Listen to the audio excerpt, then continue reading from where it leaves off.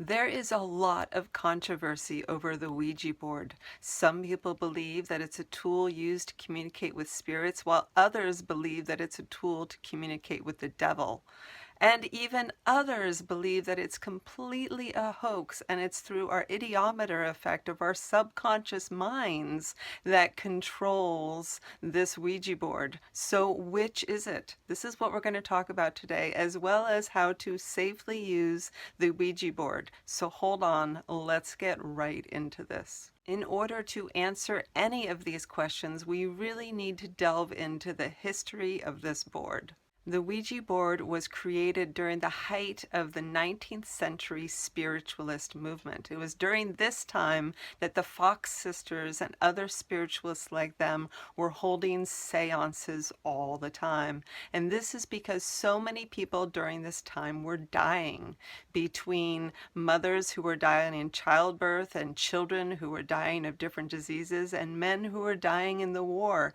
Constantly people were dying and people were experiencing death. And in order to make themselves feel better, they found ways to communicate with those who have passed. So much so that this became the norm. It was not unthought of for people to go to a seance on Saturday night and then on Sunday go to church. It was even considered a wholesome activity for everyone to commune with the spirits at this time.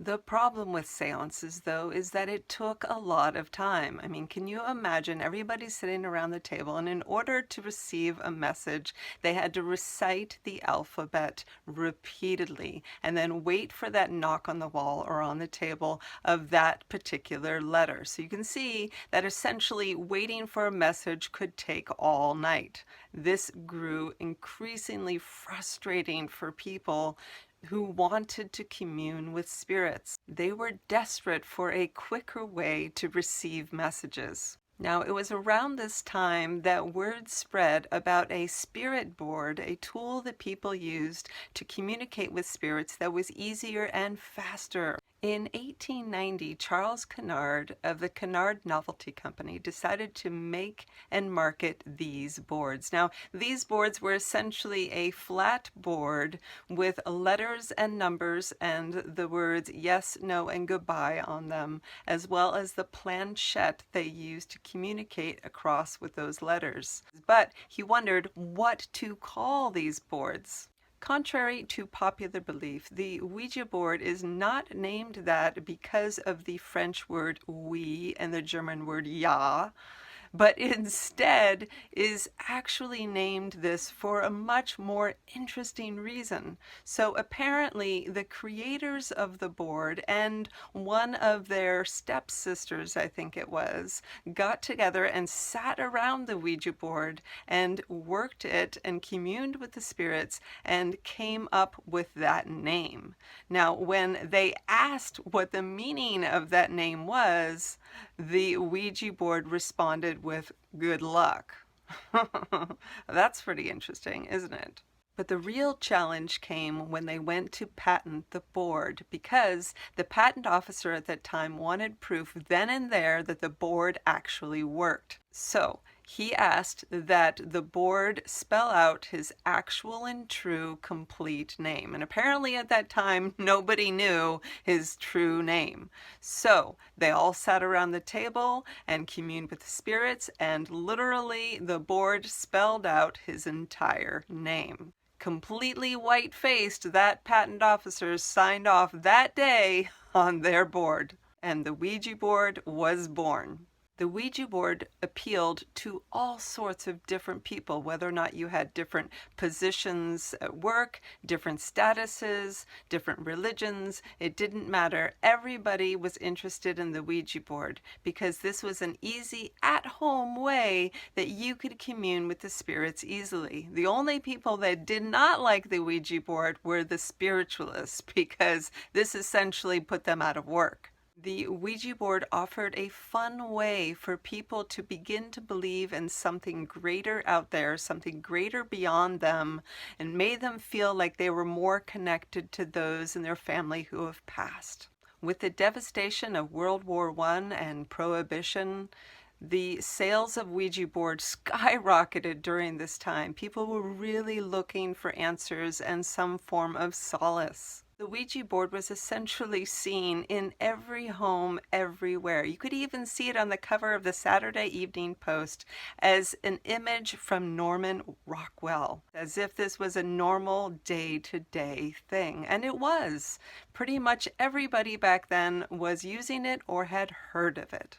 In 1944, during the Great Depression, there were a 5-month period that one department store sold 50,000 Ouija boards. Isn't that crazy? That is a lot of Ouija boards. And in 1967, the year that Parker Brothers bought the Ouija board, they sold 2 million copies. 2 million copies in 1 year. During this time, even the Ouija board was used to solve crimes, and it was also on an episode of I Love Lucy. The Ouija board was considered a mysterious and non-threatening way for people to commune with the spirits for about 100 years. It really wasn't until 1973 that everything changed for the Ouija board, and this was because of the movie The Exorcist. It was this movie that changed everybody's viewpoint on the Ouija board. And like I said, up until this point, everybody, every family member, every religious person pretty much looked to the Ouija board as a way to comfort themselves and communicate with relatives. And now the Ouija board was looked as a way to communicate with the devil. It was this one movie that really changed everybody's viewpoints on this board. So what's the deal with this one event? What's the deal with this one idea changing everybody's perspective on this one board, right? 100 years, everything's fine. 100 years, everybody's loving it. One movie changes everything, right? Changes everybody's viewpoint on what this board is used for. So what do you think? Well, let's get further into this because there's another perspective, the scientists' perspective. Now, they did some research on this and they decided that the spirit board, the Ouija board, like everything else in this spiritualism time, was a hoax. And what they believed is that the spirit board or the Ouija board moved according to the idiometer effect. And what this means is essentially that our subconscious mind would do subconscious movements. So essentially, whatever was on your subconscious mind, then your body would move respectively the planchette on the board to spell out those things. So that's what they believed. They believed that it was your subconscious mind communicating these things and not the spirits and not the devil. Well, I have a different take on this. I have a perspective where I think that I would combine those ideas, all right? So maybe it is the idiometer effect. Maybe it is those subconscious movements that are actually moving the planchette on the board, all right? Maybe that's true. But what if the spirits are actually communicating with that aspect of ourselves, right? I mean, just like channeling or just like using our clairs and clairvoyance and claircognizance and all those things, right? So the spirits are coming into our subconscious awareness and communicating with us, right? So then wouldn't we have the ability to already know the answers, right? Through our claircognizance, right? And then our subconscious mind, being aware of those answers, begins to move the planchette with those subconscious movements, right? So you could still be communicating with those spirits and doing the idiometer effect, right? So they could both be true. And that's what I believe. But what do you believe? At the end of this video, I'm actually going to share with you my daughter's experience with the Ouija board because she and her friend had a sleepover and they used the Ouija board, and she's going to share with you her own experiences. Anyway, before we get into that, I'm going to share with you ways that you can safely use the Ouija board should you choose to. So let's get into that right now. So the first thing you want to do is create a safe space, all right? So you want to cleanse the area, make sure that you don't have psychic debris in that area, and you also want to make sure that you're calling in spirits of the highest order with the best intentions. So you really want to be very clear about this, all right? Because you don't want to call in, prankster energies and things like that. You want to take this very seriously. So, like I said, make sure to call in spirits of the highest order with the highest intent. You can also set up white candles around you for protection, and this also creates a nice ambiance. Additionally, I recommend not doing the Ouija board at home just in case you call in some spirits that want to hang out. So maybe you don't want them sticking around. So maybe do this outside, maybe go elsewhere. I do not recommend going to a graveyard though, because this is like calling, spirits, right, and having them all answer at the same time. There are far too many spirits there to commune with, so please choose an environment where you're probably not going to be getting that many spirits at one time answering. Number 2, take it serious and focus. Okay, so spirits don't want to be joked around with, right? They want to be taken seriously and they want to be respected. So make sure that you do that. Carry that air of respect and appreciation for what you're doing and take it seriously. Additionally, focus is really important because if they are indeed working through your energy to communicate, then you need to stay focused. Also, stay quiet. Don't assume that you know what the spirit is trying to say. Let's say that they're trying to spell something out and you're assuming that you know the rest of the answer. Well, don't. Who likes to be interrupted, right? None of us do. Well, neither do they. So don't assume that you know what they're going to say and let them finish. Let them talk and appreciate and value what they have to share. Also, do not change your train of thought while you are doing a particular question. So do not change the question, stay on that question, and stay focused. Number 3, appoint a leader. Okay, so only one of you should be talking and asking questions at any given point. All right, so if there are 2 of you or 3 of you or whatever, then you can take turns throughout each session asking questions. But during that one reading, only one of you should be asking questions. Number 4, always close out afterwards. So always end the planchette at goodbye when you're done speaking with that particular spirit, and also make sure that you psychically and energetically let that spirit know that it is time to go and that you are done with them.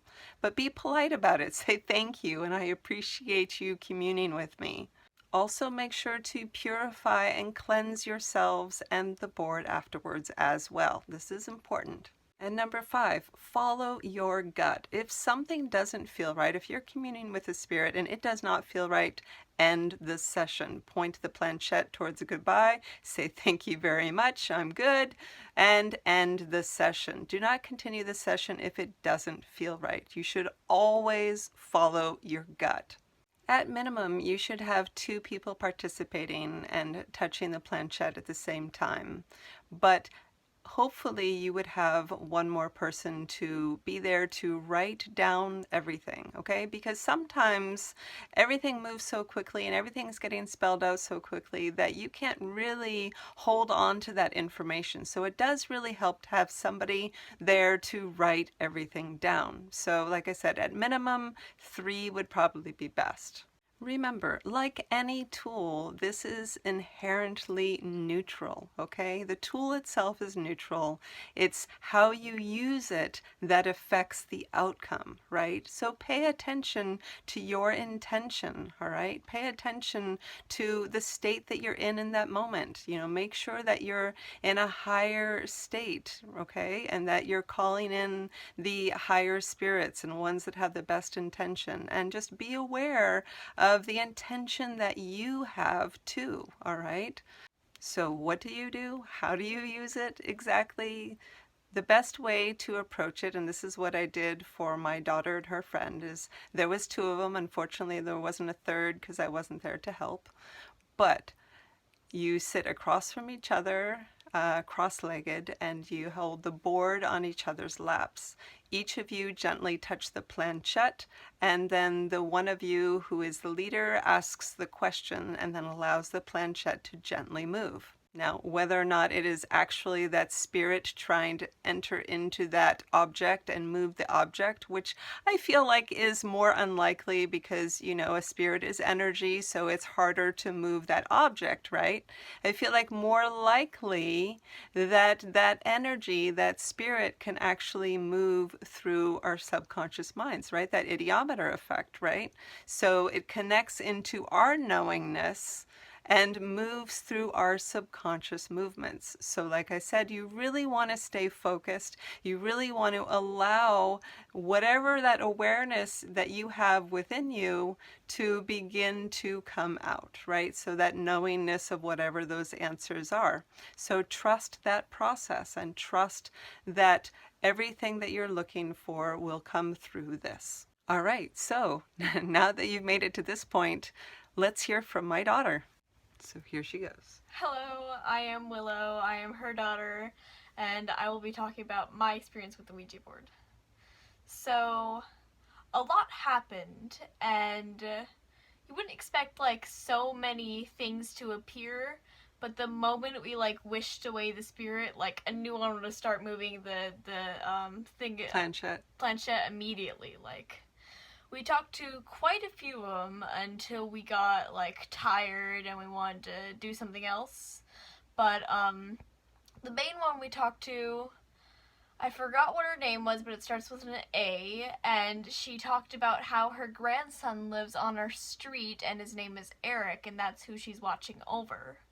We asked her yes or no questions like, does he know you're watching over him? And she said yes. I forgot how old she was, but I think she was born in 1940 something. And I thought it was 1914. Oh yeah. Was it that? No, I could be wrong. Yes, it was 1914. And so I forgot to ask when she died. She didn't seem quite up to answering that. So we just apologized every time she didn't answer a question because we assumed we either, made her embarrassed or not want to talk, so we just apologized. We said goodbye to her once because we were, in shock. I did this with my friend on the weekend, so that's why I'm saying we. Mm-hmm. We said goodbye to her once, and after that she didn't want to quite talk with us, but we asked to have her back, and she finally agreed. We asked twice to have her, and it just brought us back to goodbye. She's like, I already said goodbye. You already said goodbye to me. Yeah, she pushed it back to goodbye, and then we apologized again, and then tried to push it back. Well, very cool. Did you enjoy that experience? Yes, it was really fun. I knew that I had to be serious about it, but it was very exhilarating. And it mostly used my friend's micro movements to move across the thing, because it felt like she was moving it. Mm-hmm. And she said that felt like I was moving it. Yeah, that's what she said. She told me that too. Yeah, but I think it was mostly her moving it because she was shaking a lot. Mm-hmm. Yeah. And did you feel safe and comfortable using it? Yes, I did. Yeah. Most of them were nice. Mm-hmm. We got one of them that, we said, we asked, do you have good intentions? And it moved straight to goodbye. Well, there you go. Nice. Well, thank you so much for sharing it. Was there anything else that you wanted to share? Be really respectful, because they do get offended really easily. Mm-hmm. Good. Thank you. I really appreciate that. Essentially, I believe that the spirit board or the Ouija board is a very neutral tool, and it's how you use it and the intention that you have that matters. So pay attention to your intention, all right? And I believe that this spirit board, this Ouija board, does work through the idiometer effect, but I believe that the universe and those spirits are tapping into our subconscious minds through our psychic knowing. And that psychic knowing knowing is helping us to move that planchette through our subconscious movements. So I believe that it's a combination of those things that is creating that movement. But what do you think? What do you believe? That's what I'm really interested in. So let me know below. Do you believe that it's actually spirits that are moving the planchette itself? Do you believe that this is a tool of the devil? Do you believe that this is actually just a hoax and that you're not doing these things at all and it's just part of our own subconscious minds and our subconscious beliefs? Or do you believe, like me, that perhaps those spirits are tapping into those subconscious movements and helping to communicate through those movements? So yeah, I'd love to know what you think and what you believe. And I would also love to know what your experiences have been with the Ouija board. Have you played with the Ouija board before? And what were your experiences? I would love to know. Additionally, another video that I think that you would really love is my video here. This is on automatic writing, and this will really help you to also tap in and commune with spirits and get the messages from spirits directly. I hope you really enjoy it. Anyway, thank you so much for watching this video. I really appreciate it. I hope you have a wonderful day.